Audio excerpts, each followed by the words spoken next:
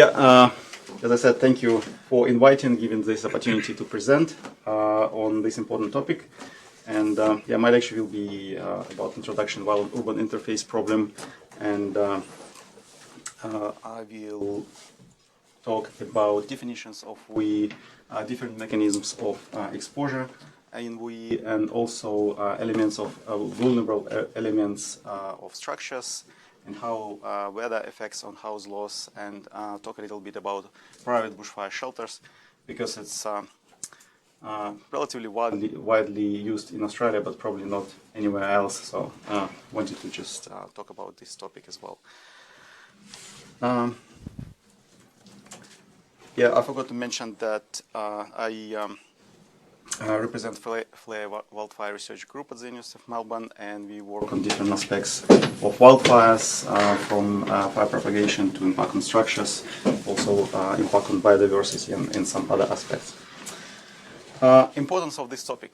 I believe everyone understands that it's very important. If you look at this table, which shows recent significant wildfires with significant house loss, life loss, and financial cost, and this is not the last updated table. Every year we have more and more catastrophic wildfires with a lot of fatalities and significant damage. And this will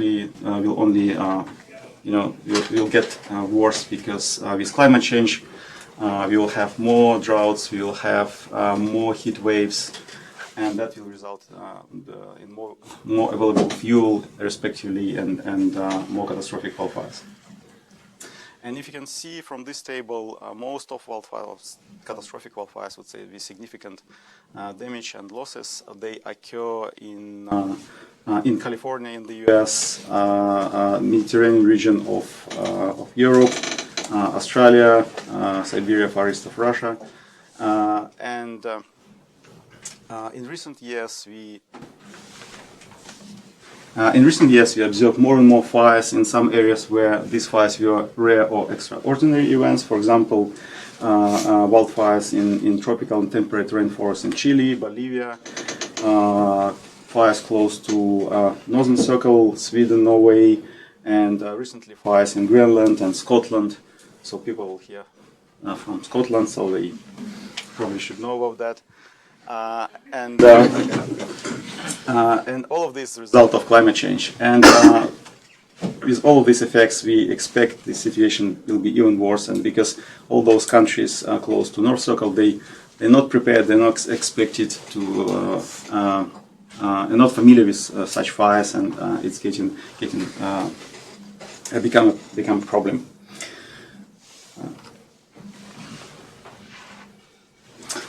In Australia, we have a lot of fires historically, and probably before I introduce we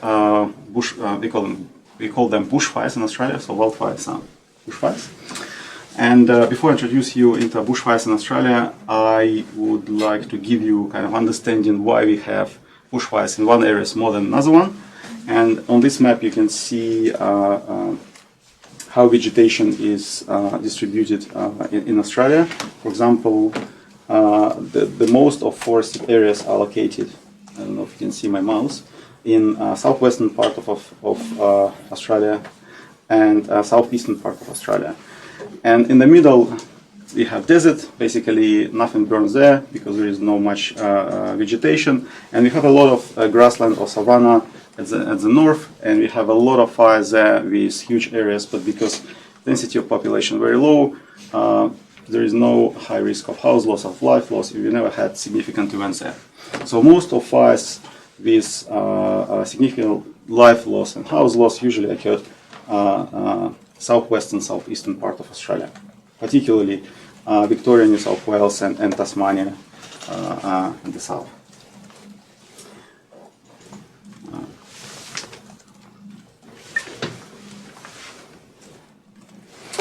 And a bit of history of wildfires in Australia. So the first fire registered was in 1851, so straight away after first settlers moved from Europe to Australia. And this is Port Phillip fire in Victoria State.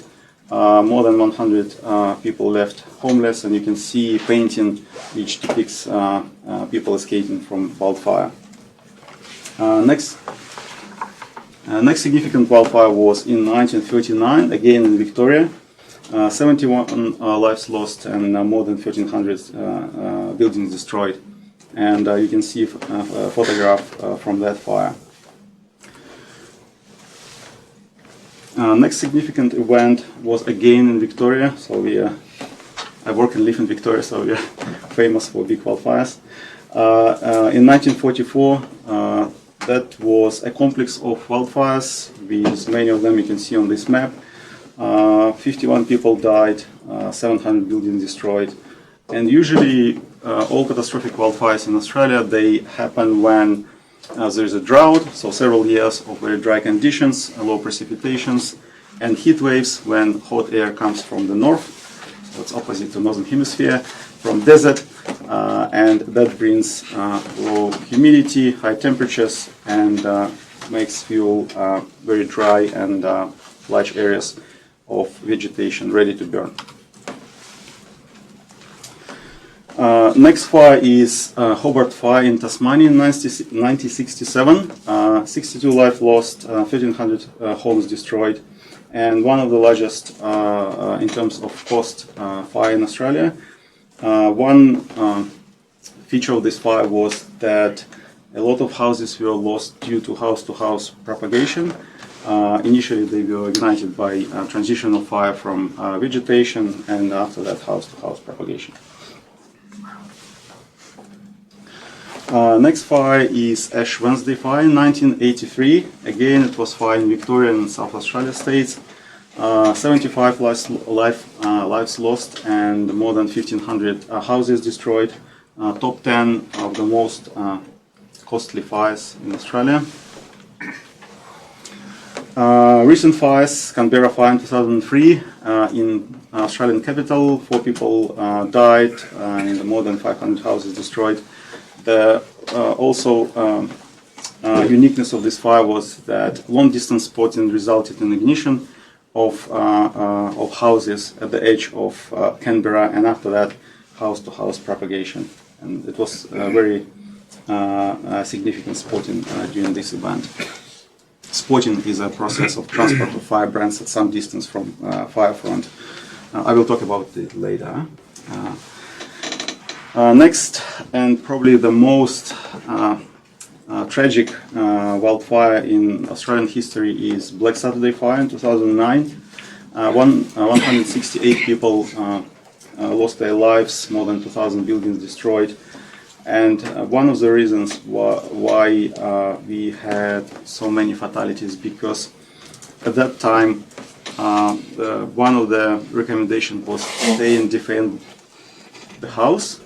And people didn't expect such extreme conditions, because winds were around 120 kilometers per hour, which is roughly 40 meters per second. Very strong winds, the very hot and dry days because of many years of drought before that. All of that resulted in very extreme conditions, and people just couldn't survive or fight with fire because they didn't expect such conditions.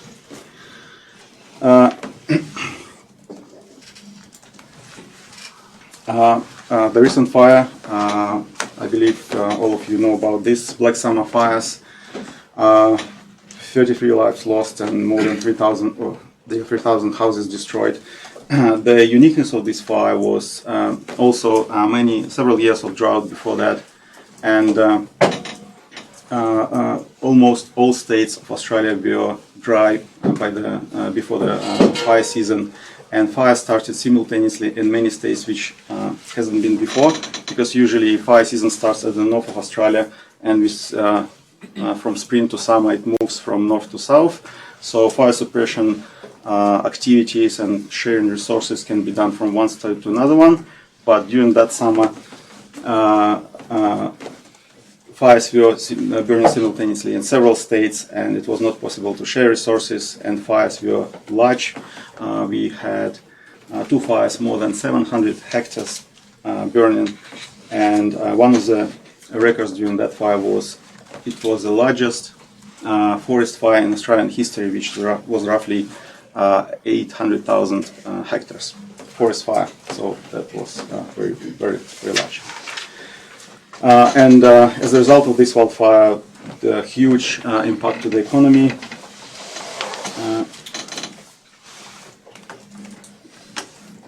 And if you look at this graph, which shows house loss during the last 80 years in Australia, you can see the most significant events, not all fires, and you can see that clear positive trend of house lost in Australia.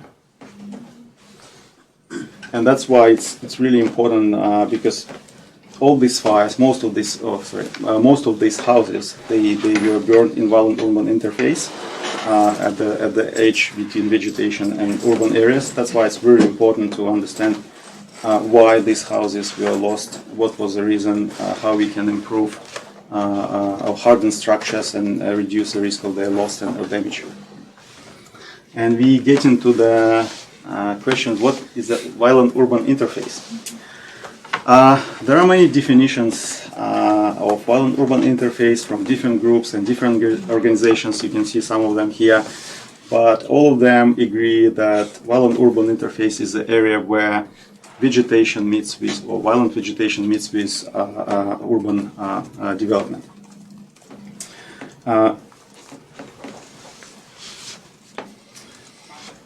And because of this, wildfire can transit from violent areas to urban areas and result in ignition, loss of houses, and it is critical to understand the mechanism of these processes. And there are, let's say, two classical ways to characterize WUI. Intermix WUI and interface WUI. You can see some definitions here and graphical representation. Intermix WUI is an area where at least 50% vegetation covers surrounding buildings, and interface WUI area where buildings are within 2.4 kilometers of a patch of vegetation which is at least 5 square kilometers in size and contains 75% of vegetation. One important thing about it that these both classes, they require building density 6.17 buildings per square kilometer. I believe this definition was developed for miles, square miles. That's why we have these unusual numbers. And these type of definitions, they mostly they accepted in many countries, but not in all of them. I'll show you later. And usually in real life, the violent urban interface not so kind of black and white.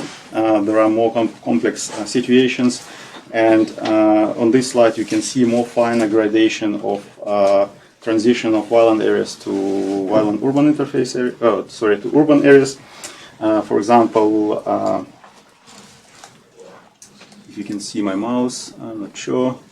Anyway, yes. So from violence to rural areas, which is intermix. After that, suburban areas, which is interface. General residential, which is defined as occluded, which means inside urban areas could be a large patch of vegetation which potentially can be ignited by long-distance spotting and result in ignition of structures. And after that, which is after that transits to urban areas. And in different countries, there are similar approaches to kind of characterize this finer gradation. For example, this is proposed in Mexico, but basically the same categories, slightly different names for them. Maybe the only significant difference here is that the elevation is included in the description. So the elevation difference between top of the urban areas and violent areas, several hundred meters. So that's includes terrain. And that's kind of exercise for you. On this aerial image, you can see here a house with a garage, another house with a garage, and some outbuildings.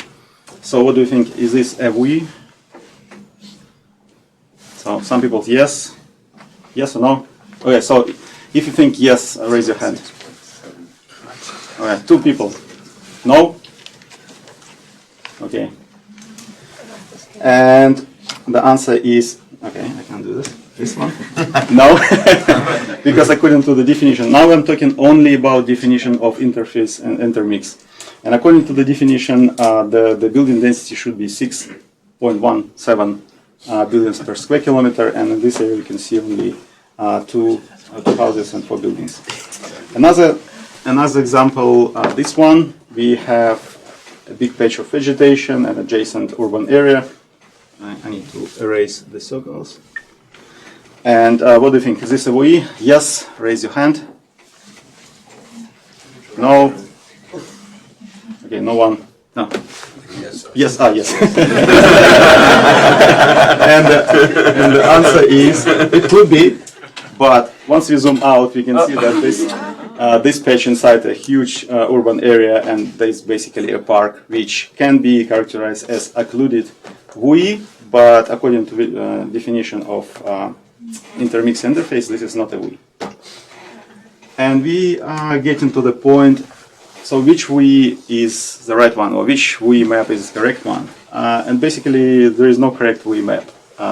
It depends on the scope and objectives which someone develops for their project or research. And this is really good remark from Stuart. WE maps have proliferated in recent years, and different WE patterns on these maps have caused confusion among land managers. The underlying cause for these differences, though, are different purposes for which the maps were developed, such as focusing on vegetation versus focusing on housing, or mapping for local planning purposes versus national policymakers. So, which means all maps will be different, depends on what you want to get from that map. And if you use any WE map, you have to be careful. You have to see how this map was made, built on what data, and what initially was planned for using that map. And as an example of that, in Australia we do everything differently, and then we mapping as well. And the construction recommendations for building in high-risk areas, wildfire risk areas, is based on regulatory framework.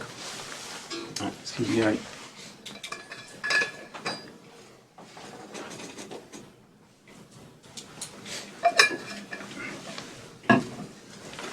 And regulatory framework is a system which regulates land use and development to ensure bushfire hazard and risk are considered and managed. So bushfire is wildfire.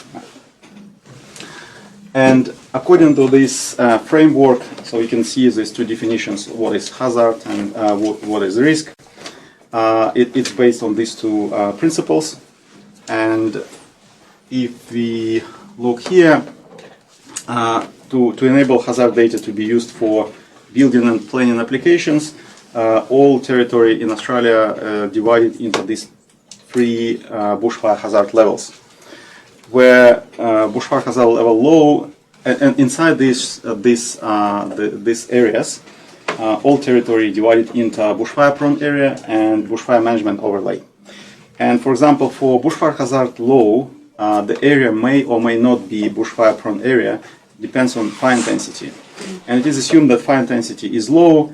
If it's, let's say, above low, it can be bushfire prone area. If not, it's just bushfire low, and no requirements are applied for construction or building. If intensity is between 4,000 and 30,000 kilowatt per meter, so it's fire line intensity, then the area is bushfire prone area.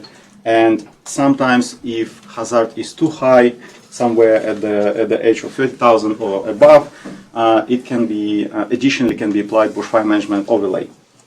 For bushfire hazard level 2, it is assumed that it's bushfire prone area plus bushfire management overlay is applied on top of that. And here you can see definitions of those terms.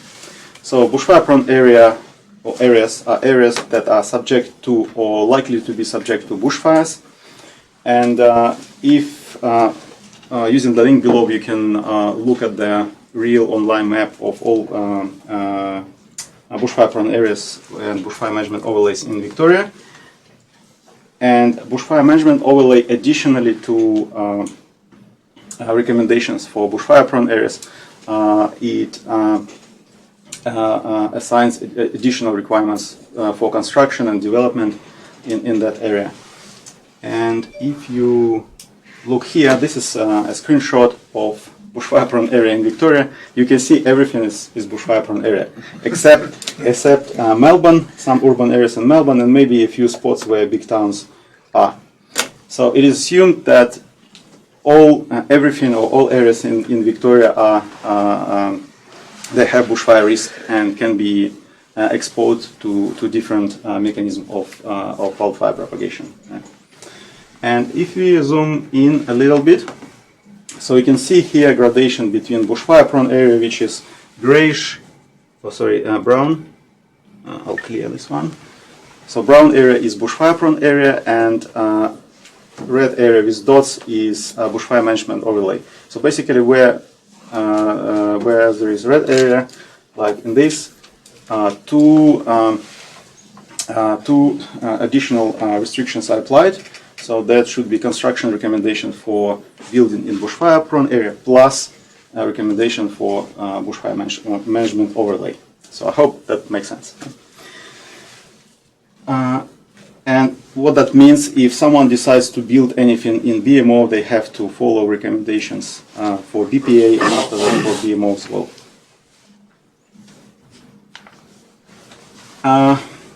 It is important to understand how big WUI is globally, and this table I took it from recent publication of Chen, where they analyzed the global violent urban interface based on these two definitions, intermix and interface. As you can see here, global WUI is around 4.4%, so these values can be slightly different, depends on what data you use or what census data and some of the metrics. But in general, what is WUI now? And you can see that the highest level of WUI is in Europe, around 13%, followed by North America, South America, Africa, Asia, Australia, Oceania. And also, if you compare between intermix and interface, you can see that intermix WUI around 75% of all WUI.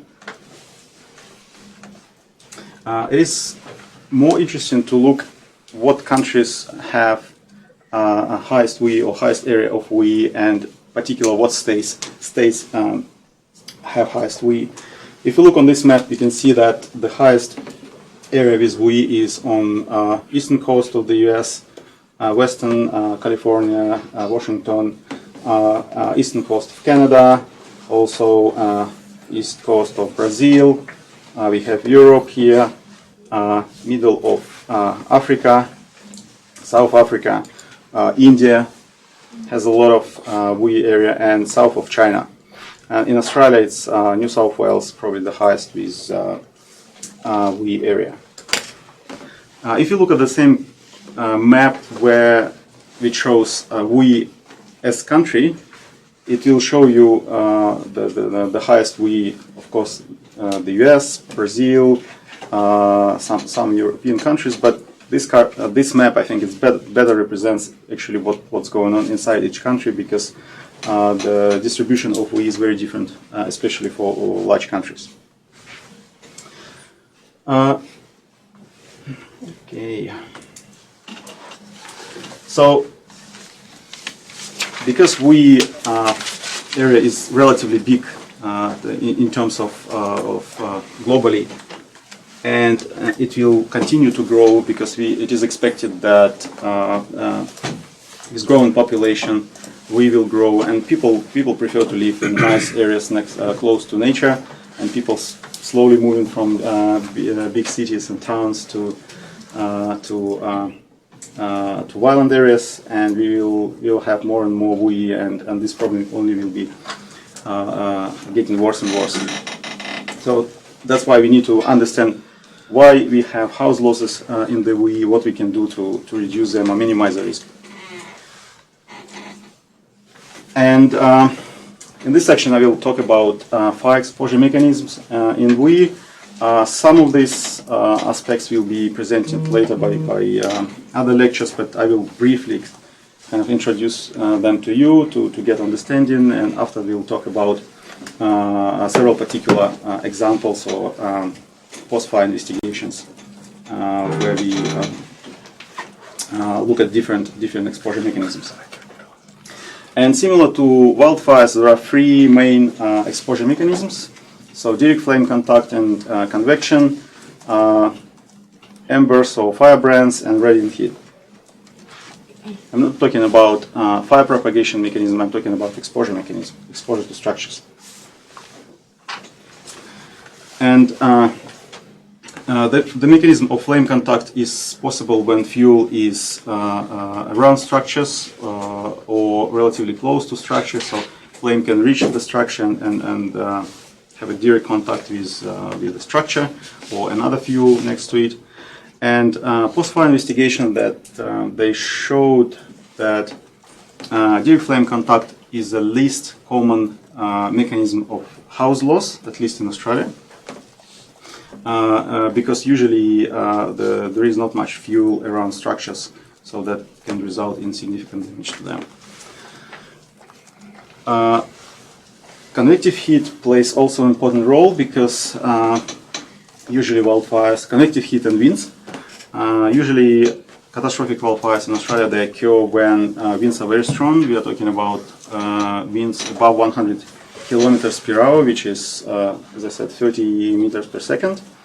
And this can result significant damage. They can compromise an envelope of structure, compromise roofing systems, cladding, and that can result, create openings for firebrands to enter and start ignition and so on.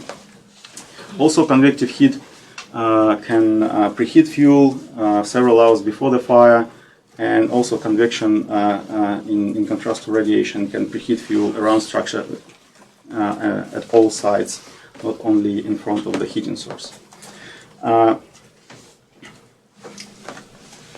I have a video to show, this is an interview with one of the witnesses of very significant convection during Glen Innes fire.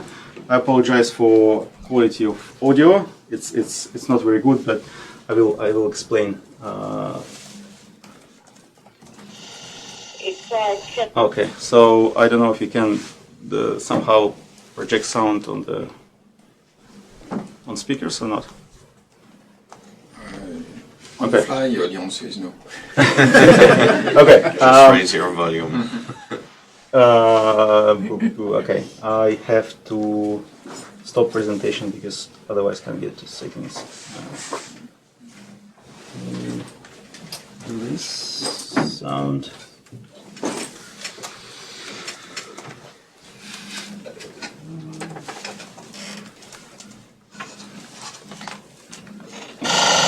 It's like fireballs in the air that explode. Cars blown up before the fire even gets near. It's unprecedented. Okay, I'll try to translate that. So what she said is the wind power was so strong that the car was blown away by the wind before the main fire front came. So that tells you about how strong convective heat and also wind during wildfire. So basically, it can move the cars in front of the fire.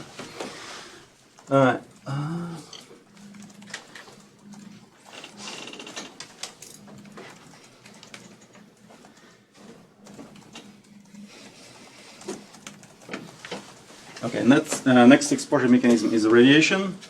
And radiant heat is it comes from the flame itself, from fuel, within the fuel, and the radiant heat usually decreases very quickly with distance. However, similar to convective heat, it can preheat fuel in front of it, make it easily ignitable, and support rate of spread. Also, radiation similar to flame contact is relatively rare as a main ignition mechanism of houses, but it is very important when it combined with convective heat or firebrands, and can be very dangerous mechanisms together with two of those. And the final one, last but not least, firebrands. Firebrands is the main mechanism of house loss in wildfires in WUI, and you can see here that usually this process contains of generation of firebrands when in the fire front vegetation breaks into small particles, twigs, leaves, bark, which aloft by convective column and transport at some distance from several meters to tens of kilometers. For example, in Australia, spot fire started by firebrand was registered at 30 kilometers from the main fire front. These firebrands can be smoldering or flaming, and in contrast, for example, to wildfires, the firebrands compared to igniting violent vegetation, they ignite ornamental vegetation in settlements, they ignite outbuildings like fences, garages, and structures itself. And during wildfires, they produce a huge amount of firebrands, and this calls firebrand shower. And this video shows how many firebrands. So basically, these firefighters were trapped inside a house during Kangaroo Island fire, and you can see amount of firebrands flying around. This looks like shower, but only hot. And these firebrands, they're small. They have different sizes. They can penetrate into small gaps inside house, start ignition, or they accumulate in front of the house and ignite during the fire or after fire, several hours after the fire passes.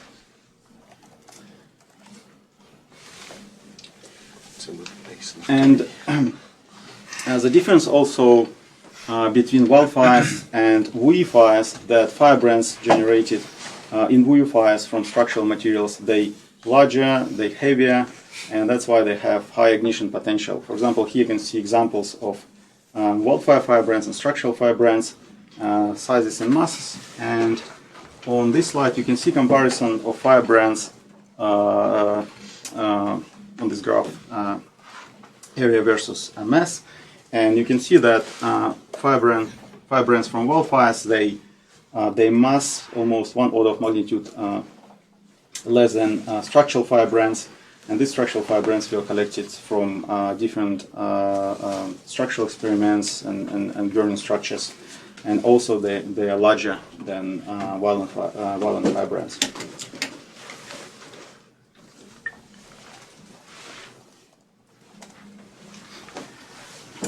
A number of studies have been done to understand how firebrands ignite fuel beds or structural materials.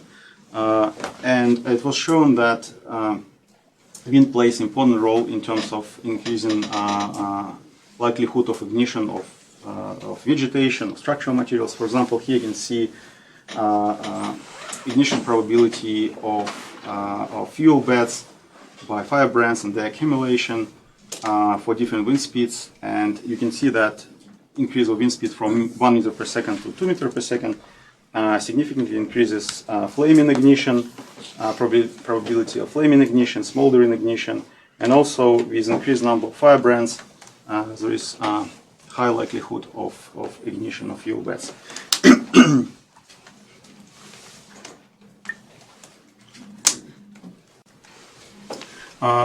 Also, when I mentioned about effect of convection and combination of convection and firebrands and radiation, here you can see example how convective heat also affects on increasing probability of ignition of fuel beds.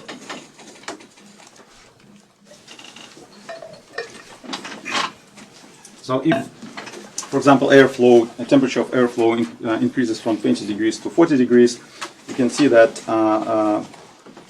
probability of flaming ignition increases as well, smoldering ignition, and having temperatures even higher would result even more. On the graph, how you define the quantity? Quantity is accumulation of firebrands. Basically, what was done in experiments. Yes, but how you define on the graph? Because you indicate n as a unit, and what is Ni is no ignition. No, but On your vertical axis, yes. you put N as a quantity, Number number of firebrands. of Oh, firebrands. number, okay. Yeah, okay. so from 1 to 10. So basically it shows accumulation of firebrands. Okay. For example, 5 firebrands in this particular case, 5 firebrands for this particular size doesn't result in any ignition. Okay. And 9 firebrands for this 30 by 30 firebrand results in flaming ignition. So that shows how many firebrands we are testing on fuel beds too. Yes, that's probability of ignition by number of firebrands with this particular size. Okay. Yeah. Okay.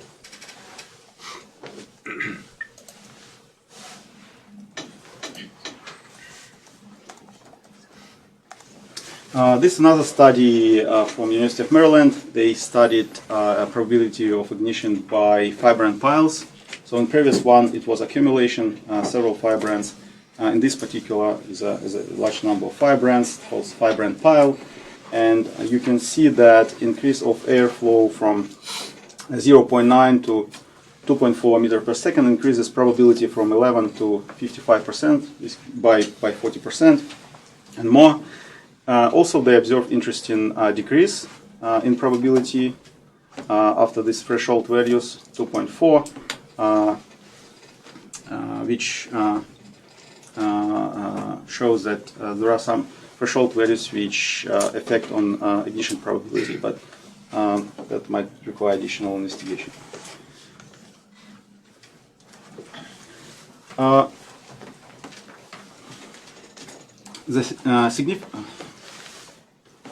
The significance of firebrand attack and particularly interaction with fuels around structures have been identified as very important process in terms of house loss, and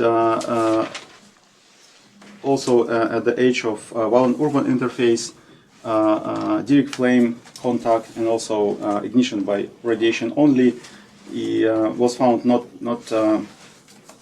as a major reason of house loss. Therefore, it is important to maintain properties and reduce likelihood of ignition by firebrands. For example, if you look at this aerial image, urban area connected to vegetation, and reduction of fuel load and maintenance of it would result in significant decrease of likelihood of direct flame contact and also radiation impact on structures. And in this case, only to reduce likelihood of house loss, it only required to protect structures from impact of firebrands, make them more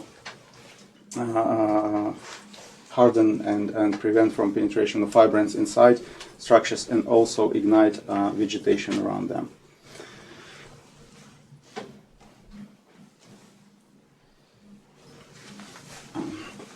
But once, for example, one of the structure inside urban area is ignited, then a house-to-house propagation mechanism starts. And in this case, direct flame contact and radiation are the main mechanism of house loss.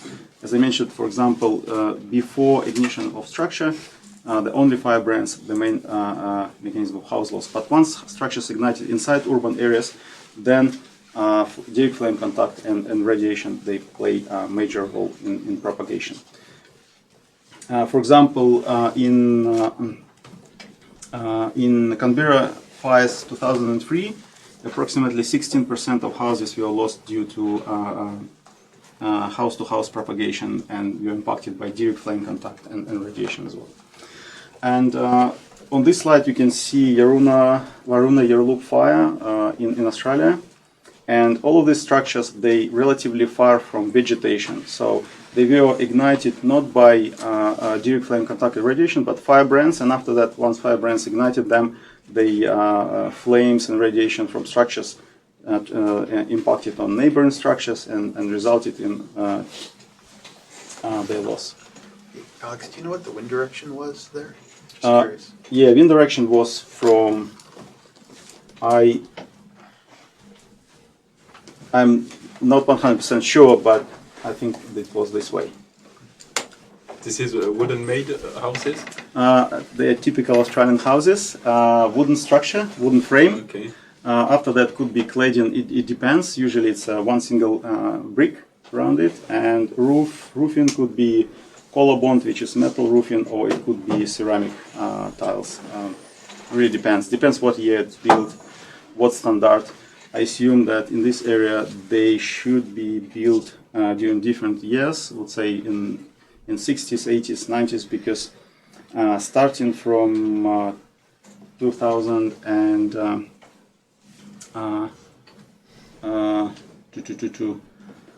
I think from 2096, Australian standard for construction in bushfire-prone areas was introduced, and after that, specific requirements should be applied for during construction. It means they should be more resistant to impact of firebrands, radiant, and flame.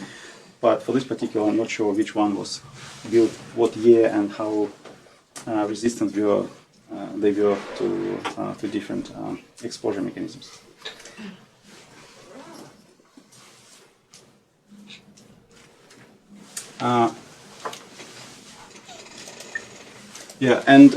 When house loss occurs, it is important to understand what part of the structure was affected and how we can improve or harden these elements to increase resistance to different exposure mechanisms. And in Australia, there were several post-bushfire investigations focusing to understand what was the reason of house loss, and these three particular I would like to mention. Bushfire in 2003 in Canberra, 2009 bushfires, Black Summer fires, and Wire River Separation Creek fires. And I will talk about each of them in more detail. The first one, Canberra fires in 2003. The fire started from here and it moved to this direction, and because of this complex terrain, it resulted in massive spotting in this direction, and a lot of several suburbs in Canberra were impacted by medium distance spotting.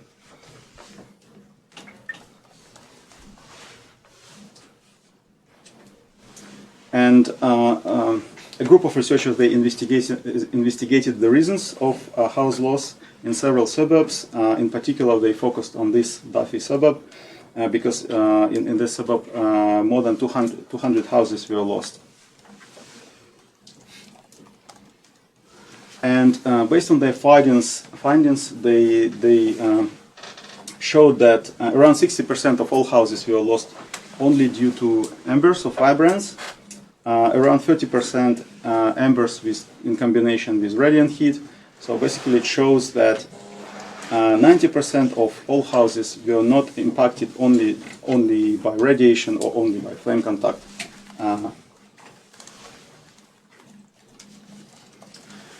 This is example of impact of radiant heat from burning neighboring house and fences. So as you can see, radiation can result in cracking of glass or breakage, and that will open opportunities for firebrands get inside and ignite some flammable combustible materials inside the structures. Another example of impact of firebrands, you can see these plastic elements on chair and holes burnt by firebrands. Also, gaps around, for example, doors or windows, they create opportunities for firebrands to get inside, and also firebrands can accumulate in corners of door frames or window frames and start smoldering ignition or flaming ignition after some time. Also, for example, some gaps in gutters, eaves create opportunities for firebrands to ignite.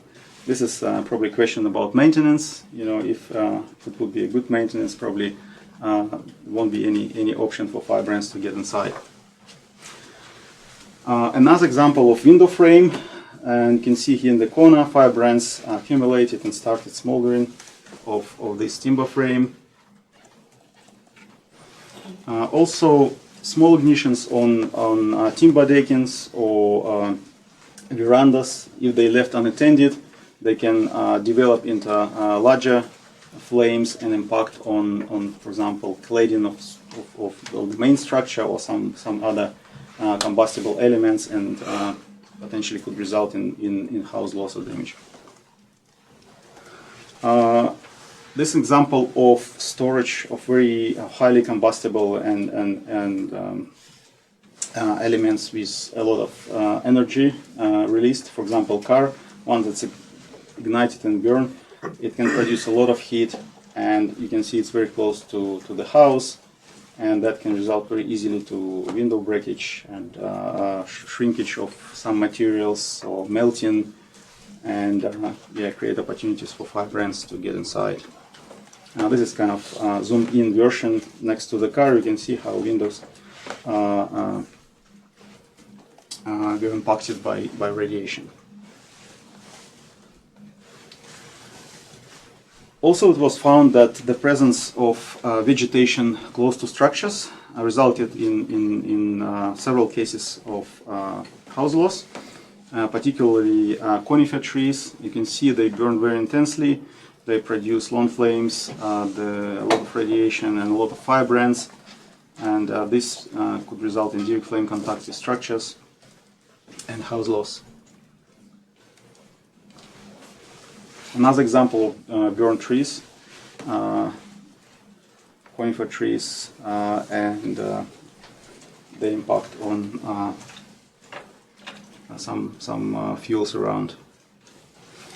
Also, it was found that timber fence, they supported flame propagation, and particularly propagation from house to house. So once one house ignited, and there was a wooden fence, flame propagated along the fence and ignited another house. And also, usually owners, they plant trees and shrubs next to the fence. So once fence ignited, can ignite vegetation, or vice versa. Firebrands can ignite vegetation that ignites fence, and so on.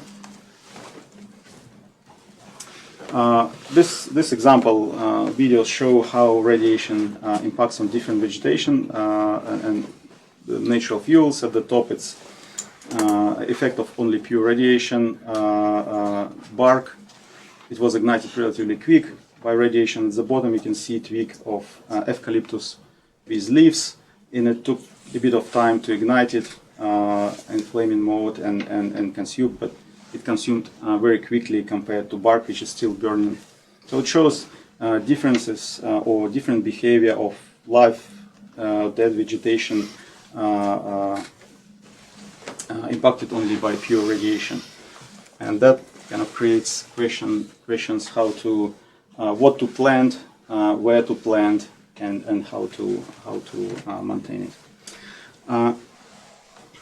Surrounding objects around structures, they play positive and negative roles. For example, as positive role, they can serve as a barrier for radiation, but once they ignite it, if they're combustible, they create additional source of heat, radiation or direct flame contact. And during Canberra fires, it was shown that vegetation, especially, it was very close to structures, like overhanging above the structures, or touching structures. It was one of the reasons of house loss, and also vegetation very close to structures. It produces a lot of fine fuel, which falls on the roofing systems, gutters, and this can be ignited by firebrands. In this video, this gentleman tried to burn dry grass next to his house, and you will see what will happen at the end. So he ignited it, was observing. It is a bit windy around, and probably his wife filming, and he's very excited. And you can see a conifer tree next to the dry grass, and it's starting to produce pyrolysis gases, ignited inside. Flame developing. Still watching. So now this tree ignited another tree next to it, and he decided that it's probably dangerous. And you can see tall flames, a lot of heat, black smoke, which tells you about very intense combustion. And you will see soon that these trees are very close to structure, probably a couple of meters to his house. And it took only several seconds to ignite all these trees from dry grass. And after trying to extinguish it, and it didn't work. No. And you can see how tall flames are, how close they to structure. So basically, that's with a bit of wind, that's direct flame contact. So I hope he got a Darwin Award. yeah. So this example shows you how dangerous. Even at conditions here, it's not very hot day, right? It's high humidity, low temperatures, and also live vegetation. It has a lot of moisture in it, but burning that amount of small dry grass was enough to ignite it and result in this. Another reason of house loss also, for example, like gas systems or central gas or gas cylinders, they can be stored next to the house and preheated by radiation or igniting fuel next to it. This fuel can preheat it and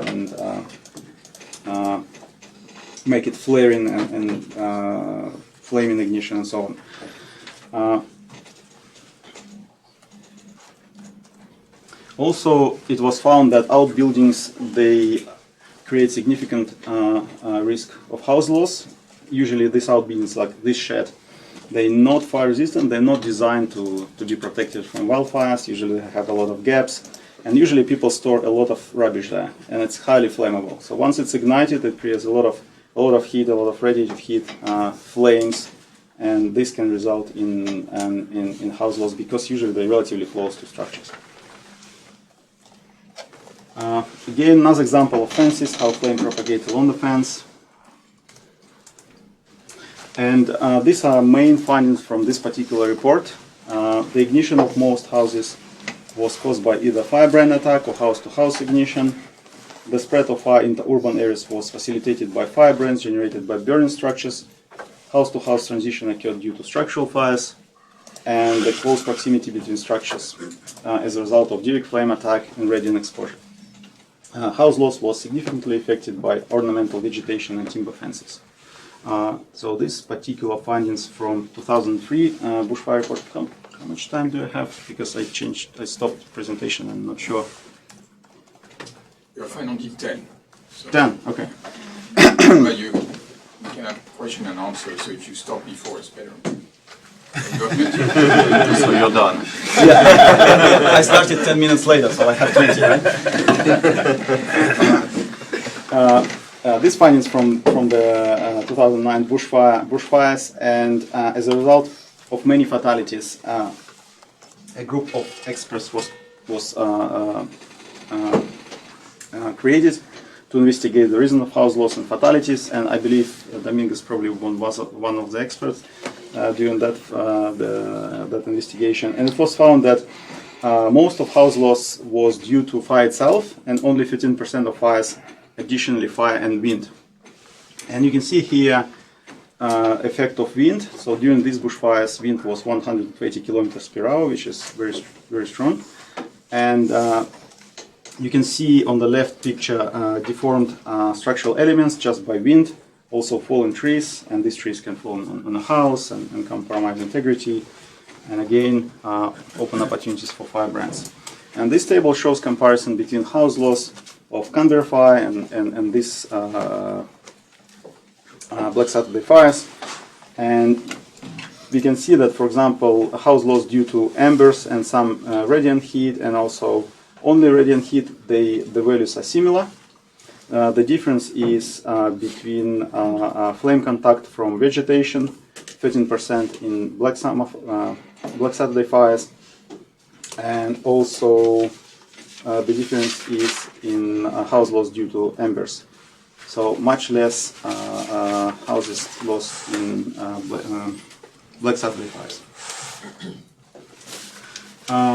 Also, a survey of people found that a lot of houses were lost after fire passed. So basically, firebrands somehow penetrated inside the structures or next to structures, started to smolder for several hours, and after that house was lost when they ignited some amount of fuel.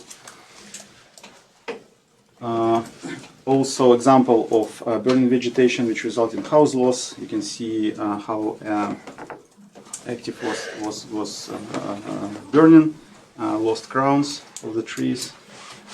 Also plastic tanks, once they kind of compromised, water just runs away and they burn very aggressively, and you can see a concrete slab just next to it, so basically it was burning next to the house. Decking materials, you can see how fire brands ignited this decking material and was very close to the cladding. Could be a reason of house loss as well. And also this summarizes some findings from this report. I probably won't read it, but you can quickly have a look. The final one is Wye River Separation Creek Fire in 2016. One of the recent ones is the good analysis of house loss. And this fire started in National Park as a result of lightning, and with strong northerly winds it propagated towards the coast and resulted in more than 100 houses lost. And the kind of uniqueness of the situation that very complex terrain, slopes around 30 degrees in some locations, and very narrow roads due to this very difficult suppression activities, because one way in, one way out. And on this slide you can see red dots are lost houses. And also interesting what was here, fire was coming from this side, and this is a ridge in this area, and it resulted in medium distance spotting. Started some spot fires in this area, and fire was propagated uphill opposite to the wind direction and met with main fire front somewhere there.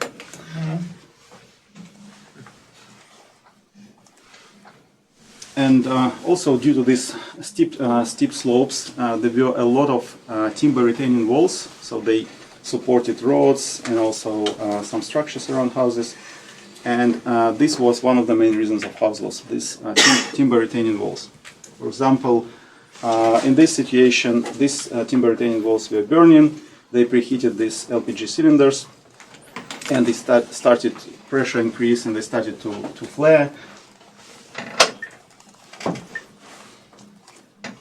And you can see they're located here, and for some reason the owner positioned that such a way that they were flaring towards the house.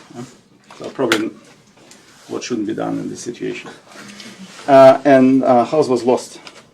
Was he the same guy as before? Or?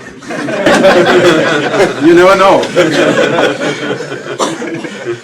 Also, because of the steep slopes, there were a lot of underfloor spaces filled with different materials. For example, in this case, a lot of plastic tanks, and being, for example, a combustible underflooring system that could result in house loss if it's ignited.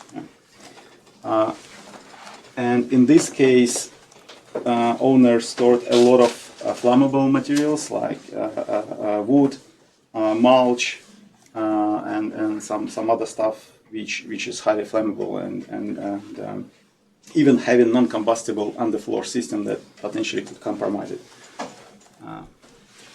Another example, also retaining timber retaining walls ignited this plastic water tank, which resulted in direct flame contact and radiation and house loss. Some major findings from this report. One of the probably unique compared to others is the effect of retaining walls on house loss because of these steep slopes. And these retaining walls impacted on some other combustible materials, which in turn result in house loss. And all of these three reports, they mention different factors affecting on house loss, but they can be grouped into these three main categories.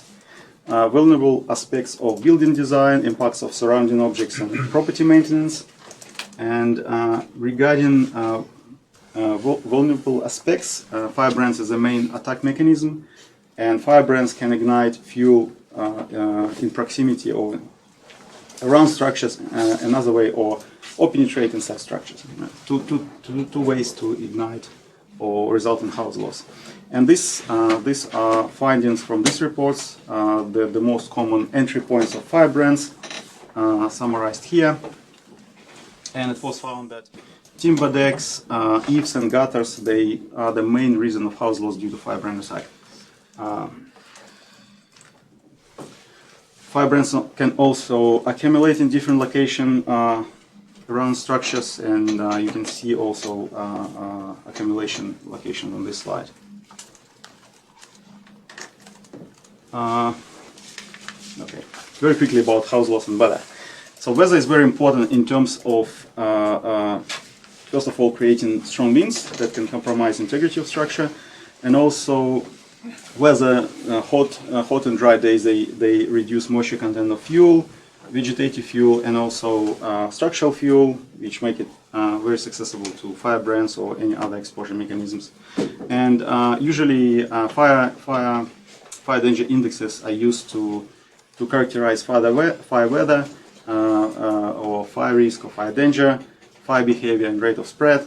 And for example, in Australia, fire danger index is used to do that. And it was found that this fire danger index is useful in terms of predicting house loss potential based on these weather parameters. And it was found strong correlation between house loss and FFDI, and particular in some weather parameters such as wind speed and maximum temperature. And analysis of 54 fires during 70 fires during 50 years in Australia showed that 75% of houses lost in wildfires were associated with these weather parameters.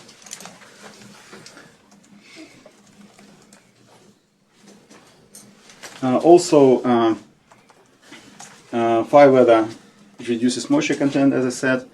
For example, this slide shows how moisture content of timber decks changes in time. And for example, only during 4 consecutive days of hot days for around 40 degrees C and low humidity, moisture content drops from around 11% to 6%, more than 40% drop only in 4 days. And this is average moisture content. So moisture content of the surface of timber and also near surface is even lower, which gives you very high probability of ignition, very fast rate of spread in these conditions. And also FFDI or any other fire danger index is useful indicator of, let's say, thresholds when particular fatalities could be expected or house loss. And for example, on this slide you can see that for FFDI below 45, house loss is expected to be around 2%. One is between 45 and 100, 34%, and one is above 100, significant house loss is expected, 64%. And similar for fatalities, for catastrophic wildfires which are above 100 FFDI, significant life loss is expected.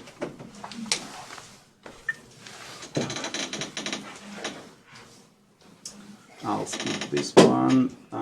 Also, it is interesting to understand where fatalities occurred to prevent them.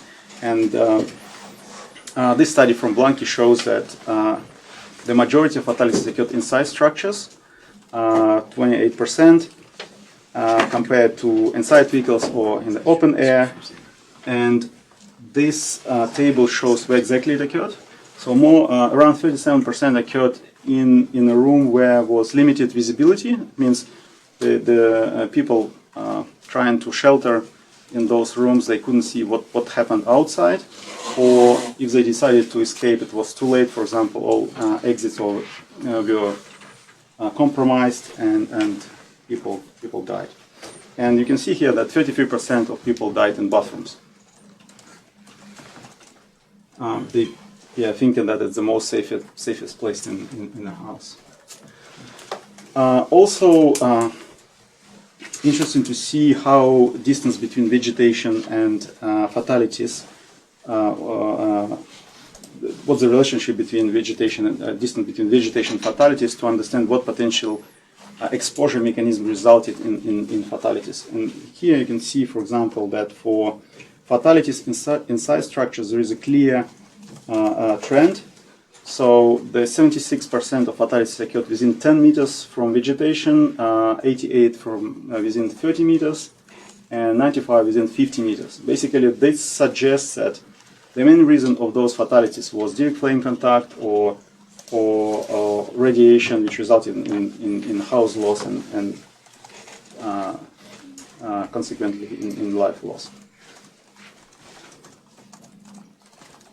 And very quickly about private bushfire shelters. So private bushfire shelters, it's basically they bushfire bunkers where people try to save if there is no other options. And this is a voluntarily decision for all owners in Australia. There is no mandatory requirements to do these private bushfire shelters, but it is highlighted that these private bushfire shelters should be as a part of survival plan, not the only option. And there are regulations about private bushfire shelters. If someone wants to install or build bushfire shelters, they have to follow standards and recommendations how to do that. And they have to receive a building permit to do that. And there are two types of private bushfire shelters: above the ground, under the ground. You can see examples here. And usually it is recommended, for example, if an owner wants to defend their house, it is recommended to have this backup plan as a bushfire shelter. For example, if it's unsuccessful or there is no way to evacuate, this is a last resort in the case. And on this picture you can see different types of bushfire shelters. They, most of them, they were built by owners, but currently people use the bottom ones, this one. They are standard license, and there are several companies in Australia. They produce these bushfire bunkers. Basically, it's a concrete bunker with a metal door, and it has space for 6 people inside. That's the minimum size, and after that can be larger. Depends on the family or number of people designed for. And according to requirements, should be some additional storage of air, food, water, and some other.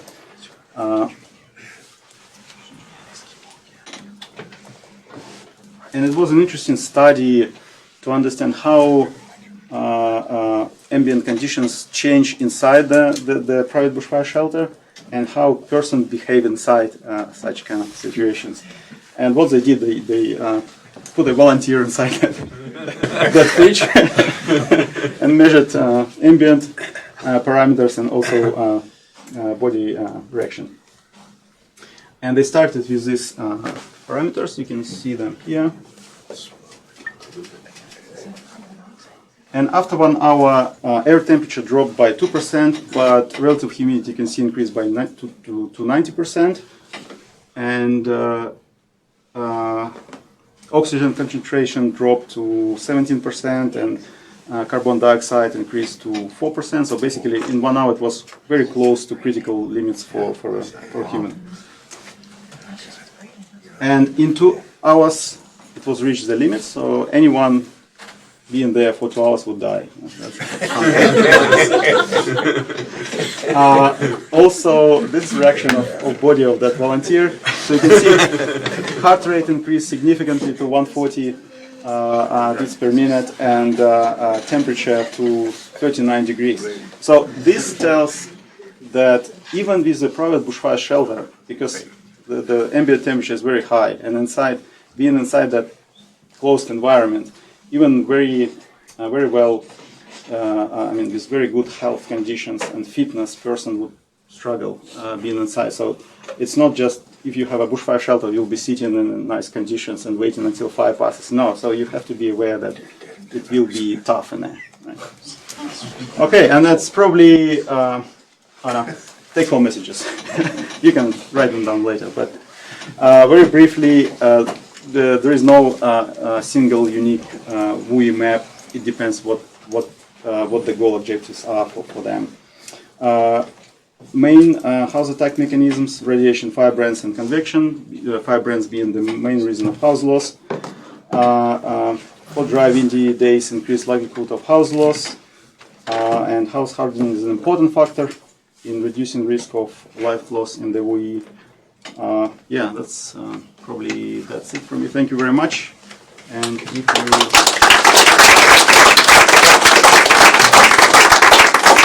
you have any questions, Yeah, we do have a few minutes for questions. don't ask me about that man. I don't know who that was. Is it you? No,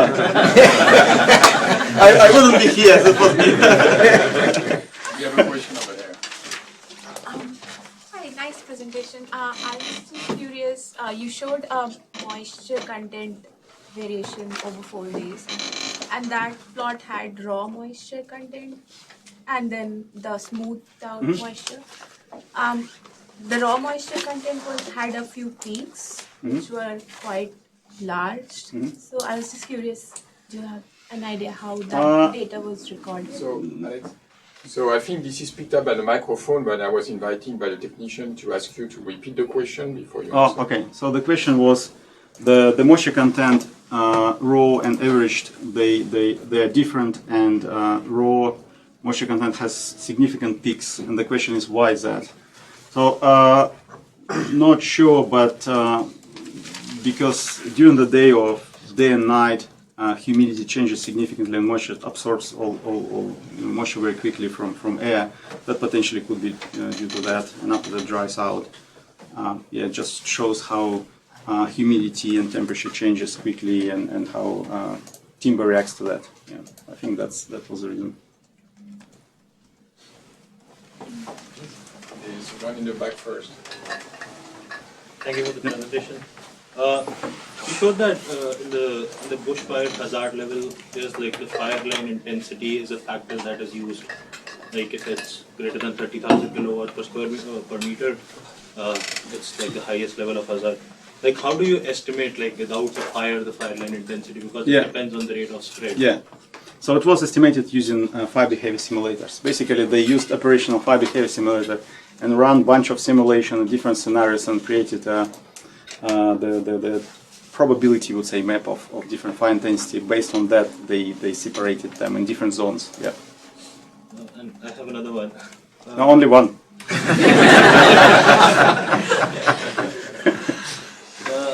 In the graph that you showed about the probability of ignition from the accumulation of firebrands in wind, there was no like increase from 1.4 to 2.4 meters per second. Like, do you have any idea why like that would happen? Could you repeat your question? So, like the study that was from University of Maryland itself, where the velocity increased from 1.4 to 2.4, but there was no increase in like probability of ignition. it was. I mean, on the graph, increase from 1.4 to 2.4, it was 40% increase of probability. And after that, increase from 2.4 to 2.7, it was decrease. Yeah. Like it was, so 1.4 to 2.4, I think I might have seen it wrong. But, you know, we have people who did this study, and you have an opportunity to ask them. Yeah, so that's a very good remark. So we have Jacques Debert, who is involved in these studies. He's part of this school. He's helping out with setting up the coffee break actually right now. And then we have Professor Stolyarov also, who is a speaker this afternoon, and he's also in the overflow room. And so I invite you to ask these questions to him or to them. There was a question for you? Yes. If someone has a house and wants to build a shelter, are they affordable or are they very expensive? Is it an affordable option to build a shelter? This is my question. Can you repeat the question to me? Yeah, so the question is how much is a private bushfire shelter, right? From my memory, that bottom right corner, industry-made licensed bushfire shelter for 6 people probably would cost 17,000 Australian dollars. Yeah, so it's not cheap. But I know that a lot of people voluntarily buy them, especially if they live in the violent urban interface, because sometimes there is only one road in, out, one is blocked by fires, there is no way to escape, and house is not, I mean, all houses in Australia, even they build according to current standard of building construction bushfire prone areas, in the standards, in the, at the beginning it says, this standard does not guarantee that the house will survive after bushfire. It just gives opportunity to people to stay for some time inside the structure while fire passes, and after that people can escape. So. Do you know how long like a fire extinguisher could be?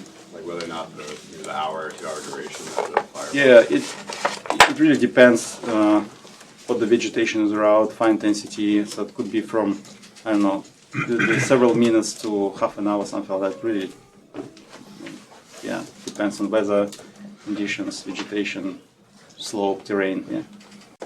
How can it be half an hour? I mean, the flame typically spreads at a velocity that is significant, so the residence time of the flame at a given location is a few minutes max, right? Mm-hmm. So, what kind of scenario do you have in mind for half an hour? Vibrant. But the question is about flame propagation, right? So maybe I'm a bit overestimated, but could be different situation. If there is a lot of fuel around, I don't know, some additional structures. They could be ignited, ignited house itself, and that result much longer duration of combustion. I have a couple of questions on the interaction of wind and fire. I think at one point you mentioned fire banding occurring in wind speeds of like 100 kilometers an hour. And then you went on to show the clip of the woman talking about the cars being flipped over. So when you're talking about 100 kilometers an hour, is that the wind prior to the effects of the fire, or is that a post fire effect? And then leading on from that, you've obviously got data from experiments where you're looking at wind speeds of 1 to 2 kilometers an hour, and you're showing the effects of ignition on that. And then the large scale, you're talking about wind speeds of 100 kilometers an hour, and then you've got the forest fire index, where I think the criteria was 20 kilometers an hour above. Or Okay. So how do you deal with wind? Yeah. So the question is, in my presentation, I mentioned several times about wind speeds, ambient wind speeds, 120 kilometers per hour, and I showed also results of studies, 5 brands at 2 meters per second. Let's say comparison between 30 meters per second, which is 100 km per hour, and 2 meters per second for experiments. And the question how they comparable, right? And 120 kilometers per hour is the wind above the canopy. It's open wind. It's not under the canopy, because under the canopy and close to the ground, it is much lower, which is kind of the usual process. And sorry, what was the second question? Whether that's a post-fire wind speed or like a pre-fire. That's 100 km, it's during fire wind speed, but it's open wind speed above the canopy. And in FFDI, the wind speed is U10, which is 10 meters above the ground, measured above the ground 10 meters. Yeah, these are different wind speed. That's probably, sometimes it's confusion. They define differently and they present it differently. But you have to keep in mind that open wind speed is the real wind speed close to the ground, lower than open wind speed, always. One last question. I'm sorry, we're going to have to stop here. So. I was just wondering what the typical separation distances between buildings are, like in the neighborhoods that you were showing, and if there's a minimum requirement. Would say in bushfire-prone areas. So in urban areas where there is no BPA or BMO, there is no limitation on the distance. I think that the minimum is like 1 meter or 30 centimeters, something like that. So basically, if one house ignited, everything will be burned down. But it is assumed that in urban areas there is no chance of wildfires. That's why it's not BPO, BMO. For BPO, BMO, there is a minimum distance 6 meters between structures. So from one structure to another one, 6 meters is the minimum distance.